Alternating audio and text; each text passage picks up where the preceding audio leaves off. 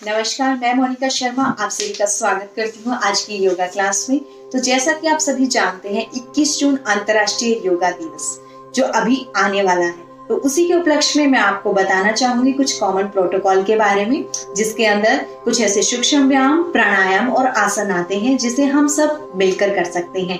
तो आइए सबसे पहले हम शुरुआत करते हैं ओम के उच्चारण से और उसके बाद हम कुछ ऐसी चालन क्रियाएं, सूक्ष्म क्रियाएं करेंगे जो हमारे शरीर में वार्म अप का काम करेंगी।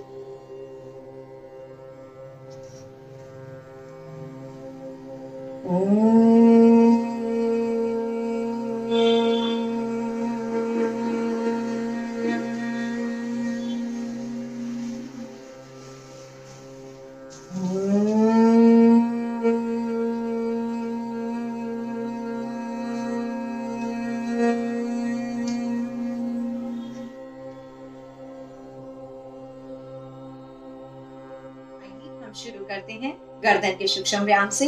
तो आप मेरे साथ अपनी गर्दन को अप एंड डाउन करेंगे। श्वास को भरते हुए हम पीछे की तरफ जाएंगे, श्वास को छोड़ते हुए आगे की तरफ। Inhale,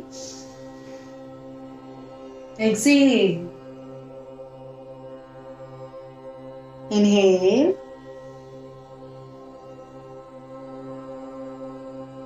exhale. अब हम अगली क्रिया करेंगे। हम अपनी गर्दन को राइट एंड लेफ्ट लेकर जाएंगे। तो श्वास को भरते हुए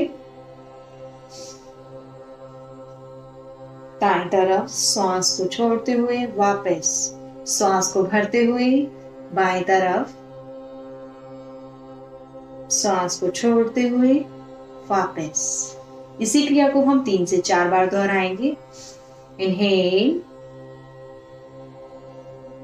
exhale, inhale, exhale, inhale, exhale, inhale, exhale। ये थी हमारी गर्दन की दूसरी क्रिया। अब हम तीसरी क्रिया करते हैं, अपनी तीसरी क्रिया यानी कि ग्रीवा चक्र। एक चक्र के समान अपनी गर्दन को घुमाएंगे, श्वास को भरते हुए पीछे जाएंगे और छोड़ते हुए आगे की तरफ। Inhale, exhale, inhale, exhale. अब इसी क्रिया को हम उल्टा करेंगे यानी कि एंटी क्लॉकवाइज।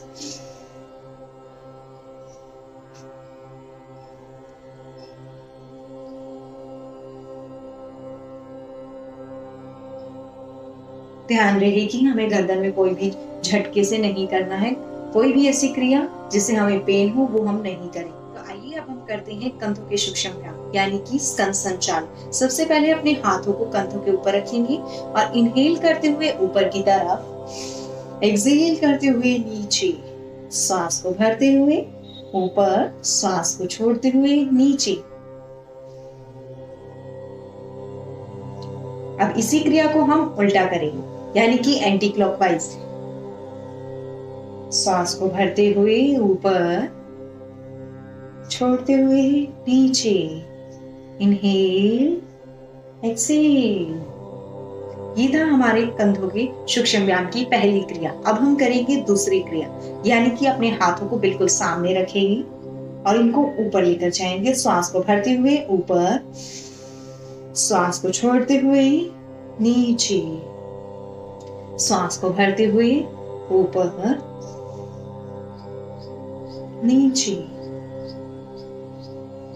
इनहेल, एक्सहेल,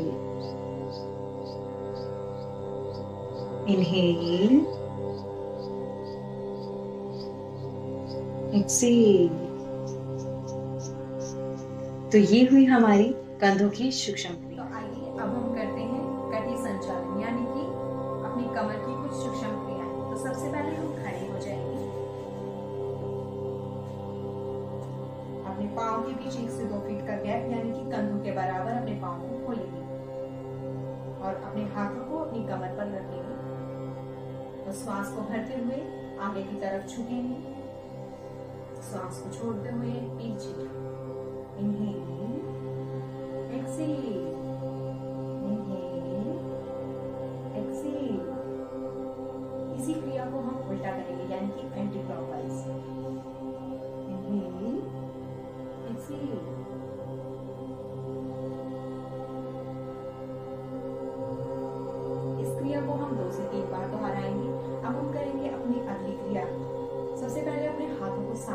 तरफ खोलेंगे और उसे पीछे की तरफ इस तरह घुमाएंगे कि हमारा दूसरा हाथ हमारे कंधों को टच हो, और श्वास को छोड़ते हुए वापस आ जाए। श्वास को भरते हुए पीछे की तरफ, श्वास को छोड़ते हुए आगे। ये थी हमारी कटी संचालन यानी कि कमर की कुछ ऐसी सूक्ष्म क्रियाएं। ये भी आगे अब हम करते हैं घुटनों का सूक्ष्म व्यायाम। तो श्वास को छोड़ते हुए नीचे की तरफ जाएंगे और श्वास को भरते हुए ऊपर की तरफ आएंगे। चलिए, exhale, inhale, exhale, inhale, Excel,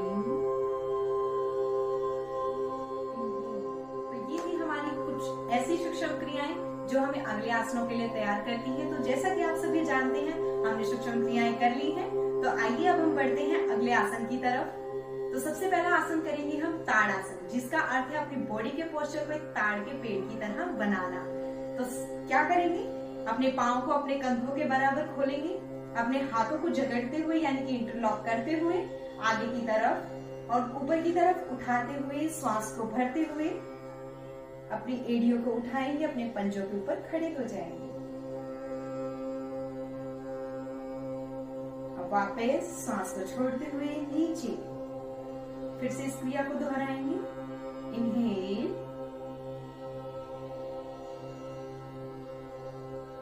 Excel,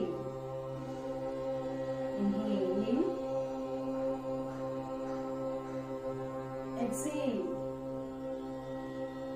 सबसे अच्छी बात इस आसन की ये है कि यदि हमें डिस्क के अंदर प्रॉब्लम है तो ये बिल्कुल ठीक कर देती है, और दूसरा हमारी नर्व्स में हमारी तंत्रिकाओं के संचालन को सामान्य कर देती है। आइए अब हम बढ़ते हैं अगले आसन की तरफ। हमारा अगला आसन है वृक्ष आसन, यानी कि अपने बॉडी के पोस्चर को एक वृक्ष की तरह बनाए। सबसे पहले हम क्या करेंगे, अपने दूसरे पांव के ऊपर यानी कि अपनी जंघाओं के ऊपर अपने एक पांव को रखेंगे इस तरह से, और अपने हाथों को ऊपर की तरफ श्वास को भरते हुए लेकर जाएंगे और अपनी नसों को किसी भी एक बिंदु पर टिकाएंगे ताकि हमारा कंसंट्रेशन पावर अच्छे से भी बढ़े। रिलैक्स। यही क्रिया हम दूसरे पांव के साथ करेंगे। श्वास को भरते हुए हाथों को ऊपर लेकर जाएंगे, अपनी नजरों को एक पॉइंट पर टिकाएंगे,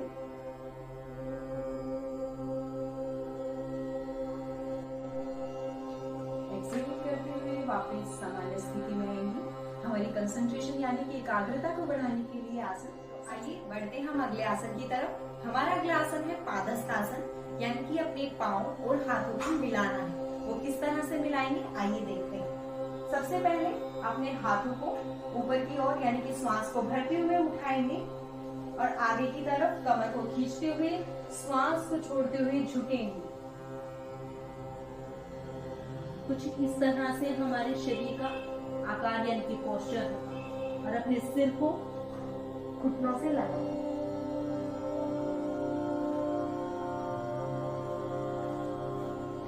धीरे धीरे विपरीत दिशा में आते हुए श्वास को भरते हुए वापस।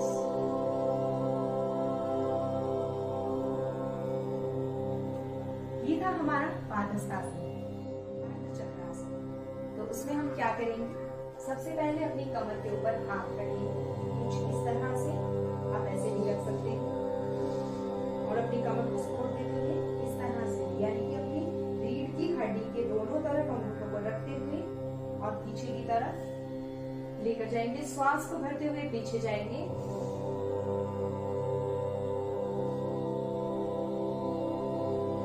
श्वास को छोड़ते हुए वापस। ध्यान रहेगी जितने आपके अंदर कैपेसिटी है, जितना आप जा सकते हैं आप उतना ही पीछे जाए। फिर से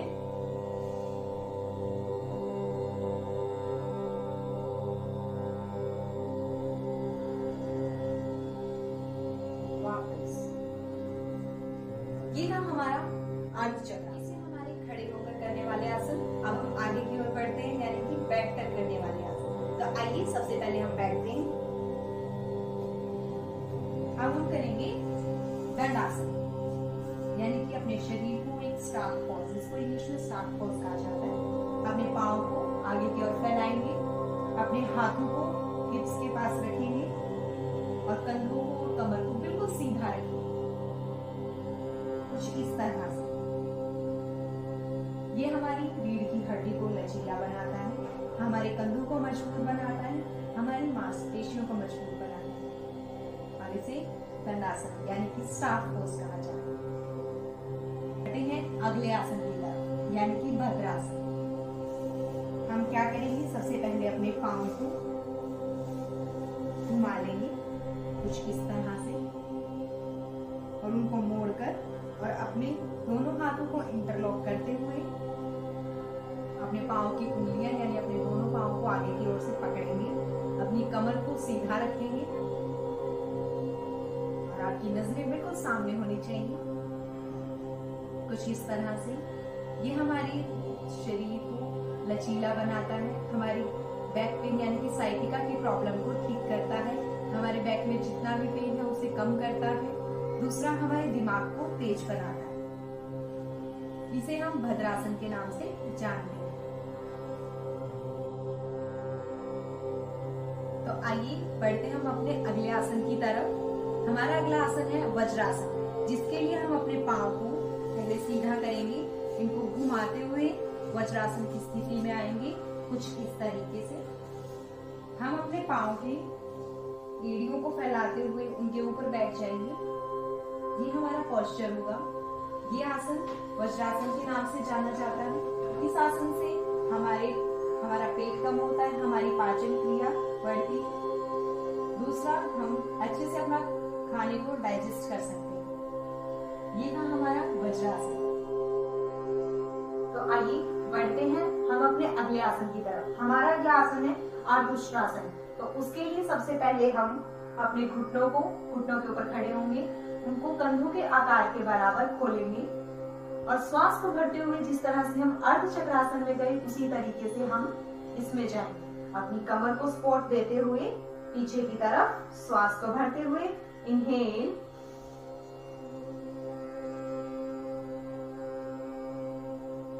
श्वास को छोड़ते हुए वापस। यही क्रिया फिर से करेंगे। इनहेल,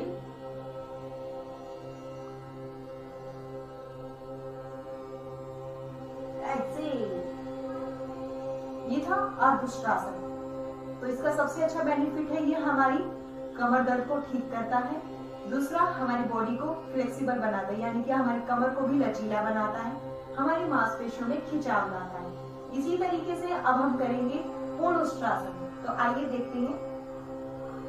इसमें क्या करना है, हमारे हाथों को घुमाते हुए श्वास को भरते हुए पीछे की तरफ कुछ इस तरीके से,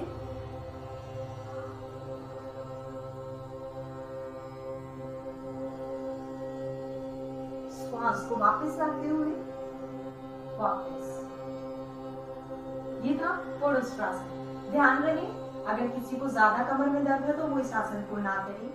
दूसरा, सिर्फ उतना ही करें जितने हमारे शरीर की क्षमता है। तो आइए बढ़ते हैं हम अपने अगले आसन की तरफ। हमारा अगला आसन है शशांक आसन, यानी कि एक खरगोश की तरह पोस्चर बनाना।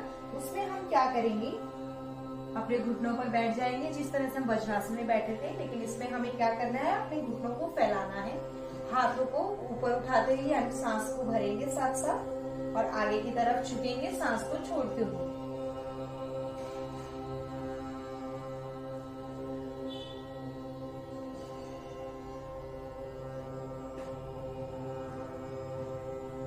कुछ इस तरीके से हम अपना पोस्चर बनाएंगे। ये आसन अस्थमा और मधुमेह वाले लोगों के लिए बहुत अच्छा है। अगले आसन की तरफ। हमारा अगला आसन है उत्तान मंडूकासन। उस आसन में हम क्या करेंगे, हमें इसी पोस्चर में बैठना है और शशांक आसन की तरह अपने पाँव को खोलना है। उत्तान मंडूकासन का मतलब है जिस प्रकार से एक मेंढक, यानी कि मेंढक जब खड़ा होता है तो उसका पोस्चर कैसे होता है। तो ये देखिए मेरे हाथ, मैंने ये वाला हाथ अपने दूसरे कंधे पर और ये वाला हाथ दाएं कंधे पर रखते हुए और अपनी गर्दन को सीधा करते हुए कुछ इस प्रकार से पोस्चर बनेगा।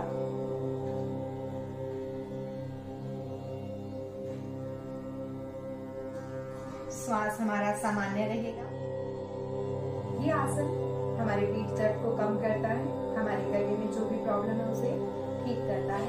दूसरा, हमारी पाचन क्रिया को बढ़ाता है। तो आइए चलते हैं हम अपने अगले आसन की तरफ। हम धीरे धीरे अपनी सामान्य स्थिति में आएंगे, यानी कि वज्रासन में बैठ जाएंगे। तो आइए बढ़ते हैं हम अपने अगले आसन की तरफ। हमारा अगला आसन है वक्रासन। तो उसके लिए सबसे पहले हम क्या करेंगे, अपने पाँव को आगे की तरफ फैलाएंगे, यानी कि दंडासन की तरफ, इस तरीके से।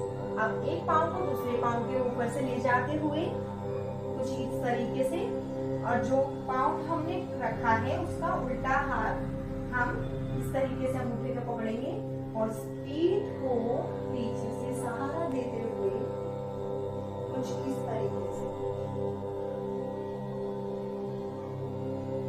पोस्चर को बनाएंगे। तो ये था हमारा वक्रासन। बढ़ते हैं हम अपने अगले आसन की तरफ। हमारा अगला आसन है वक्रासन। तो इस आसन में हम क्या करेंगे, उल्टा लेट जाएंगे कुछ इस तरीके से, और अपने दोनों हाथों को ऊपर नीचे रखते हुए इस तरह से बिल्कुल रिलैक्स फील करेंगे। आईज क्लोज कर लेंगे, श्वास को धीमा चलने दें।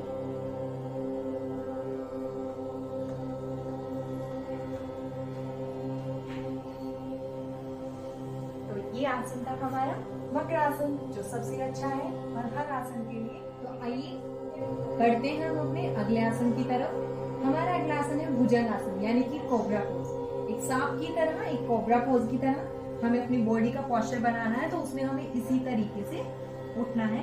अपने हाथों को छाती के पास रखेंगे और श्वास को भरते हुए पीछे की तरफ उठेंगे।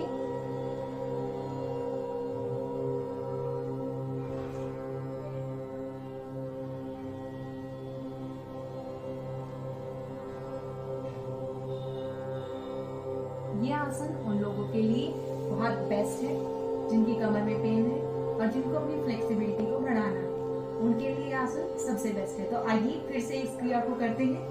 अपनी चेस्ट के पास अपने हाथों को रखेंगे, श्वास को भरते हुए पीछे,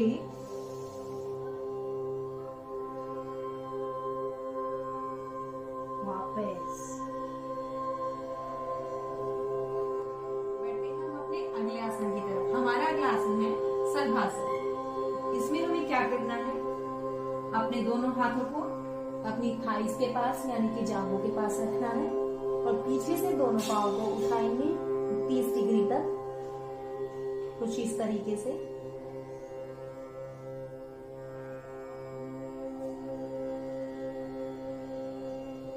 रिलैक्स। जैसे ही हम ऊपर जाते हैं हमारा श्वास अंदर होगा।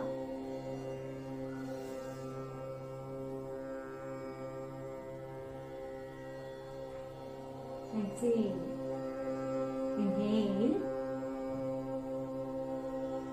Exhale. Relax.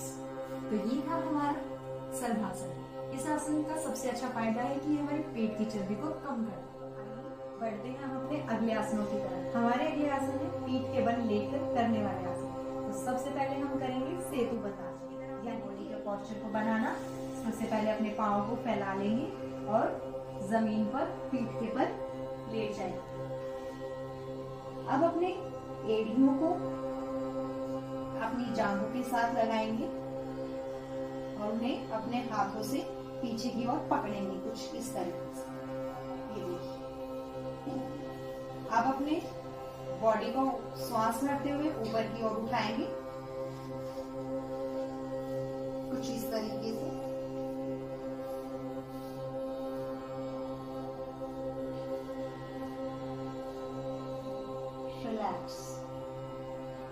ये है सेतुबंध आसन, यानी कि ब्रिज की तरह अपने पोस्चर को बनाना। कमर की फ्लेक्सिबिलिटी के लिए आसन सबसे बेस्ट है और हमारी पाचन क्रिया को बढ़ाता है। तो आइए फिर से इसका अभ्यास करते हैं।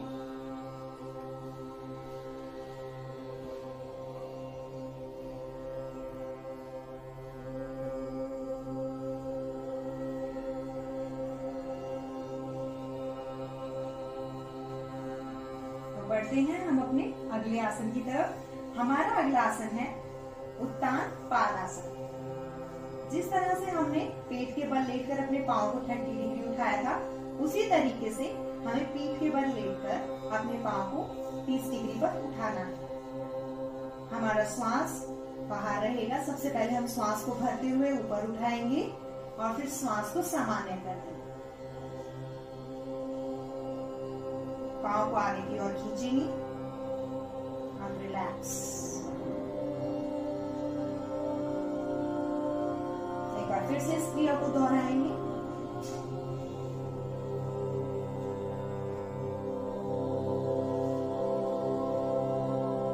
रिलैक्स।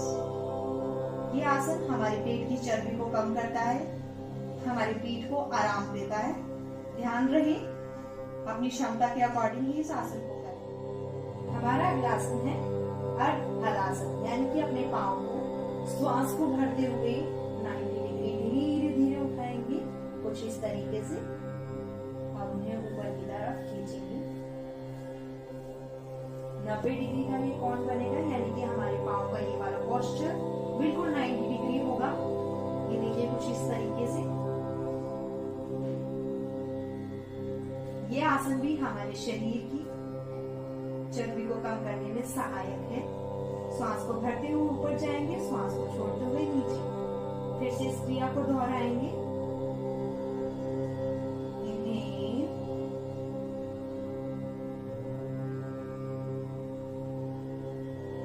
एक्सेल। ये है अर्ध हलासन, यानी कि आधे हल की तरह इस पोस्चर को बनाना। अगला आसन है पवन मुक्त आसन। जिन्हें एसिडिटी, गैस की प्रॉब्लम है, उनके लिए ये आसन सबसे बेस्ट है। तो आइए जानते हैं किस तरीके से इस आसन को करना चाहिए। सबसे पहले अपने पाँव को यानी कि घुटनों को मोड़ेंगे और अपने पाँव को थाइस के पास लगाएंगे। उनको उठाते हुए अपने हाथों से इंटरलॉक करेंगे, यानी कि जकड़ लेंगे कुछ इस तरीके से, और फिर अपनी गर्दन को उठाते हुए घुटनों के बीच में और घुटने अपने चेस्ट के पास रखें इस तरीके से।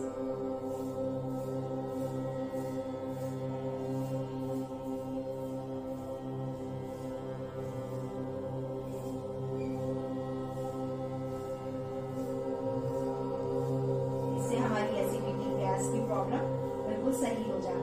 आइए फिर से करें।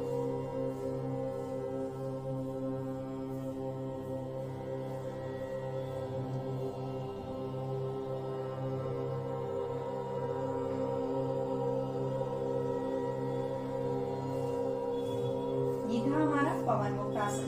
अगला आसन है हमारा शवासन। सबसे अच्छा आसन है, यानी कि शवासन, यानी कि शव की तरह अपनी बॉडी के पोस्चर को रखना। तो वो किस तरीके से है, ये देखिए। अपनी हथेलियों का रुख आसमान की तरफ होगा। आपकी आंखें बंद होंगी। श्वास को धीमी गति से चलने दीजिए। अपनी बॉडी को बिल्कुल रिलैक्स, पाँव को खोल दीजिए और एक शव की तरह अपने आसन को, अपनी बॉडी के पोस्चर को बनाएं कुछ इस तरीके से।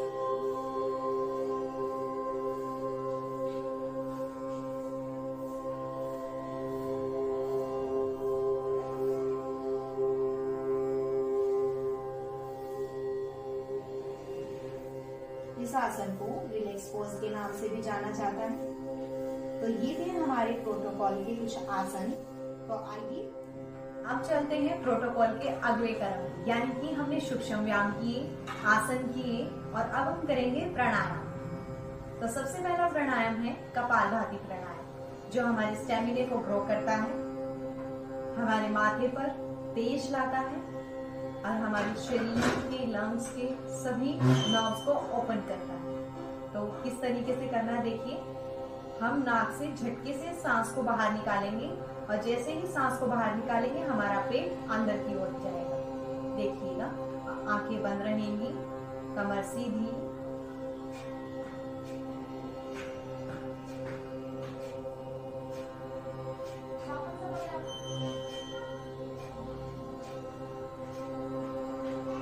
इस इस तरीके से हमें कपालभाति का अभ्यास करना है। ये अभ्यास हम धीरे धीरे 3 से 5 मिनट 10 मिनट तक बढ़ा सकते हैं।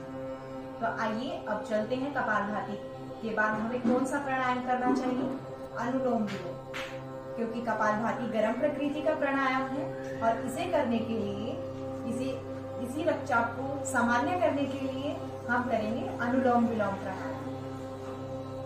तो अपने हाथों की मुद्राओं को कुछ इस तरह से बनाएंगे और राइट नॉस्ट्रल से इनहेल करेंगे, लेफ्ट से एक्सहेल, लेफ्ट से इनहेल करेंगे, राइट से एक्सहेल। इस तरीके से अपने श्वास के क्रम को बढ़ाएंगे। श्वास भरेंगे, छोड़ देंगे, इनहेल,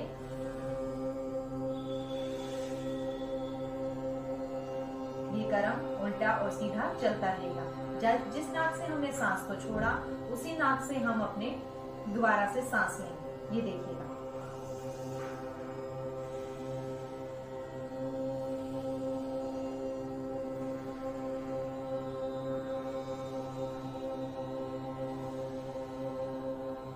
ये था अनुलोम विलोम प्राणायाम, जो हमारे शरीर के रक्तचाप को सामान्य रखता है।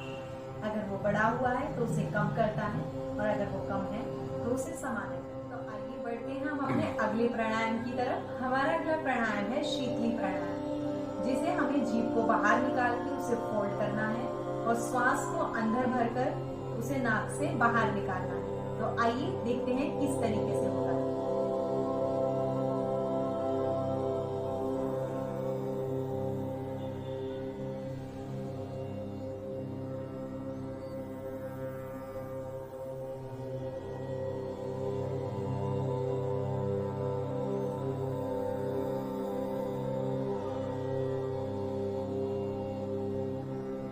जैसा कि आपने देखा कि मैंने किस तरीके से जीभ को फोल्ड किया और उसे सांस भरा और नाक से छोड़ दिया।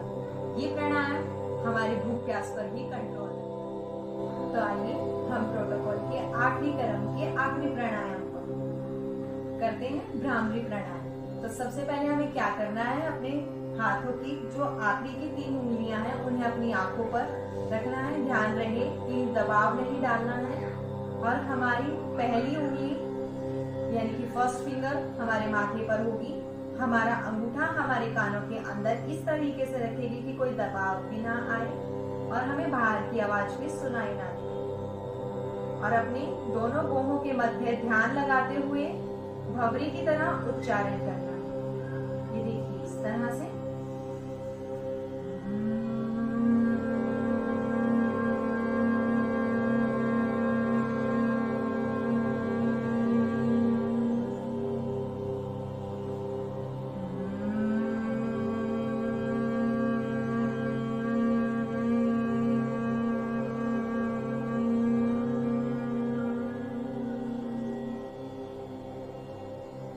ये था भ्रामरी प्राणायाम, जो हमारे स्ट्रेस को, हमारी टेंशन्स को खत्म करता है, यानी कि रिलीफ दिलवाता है।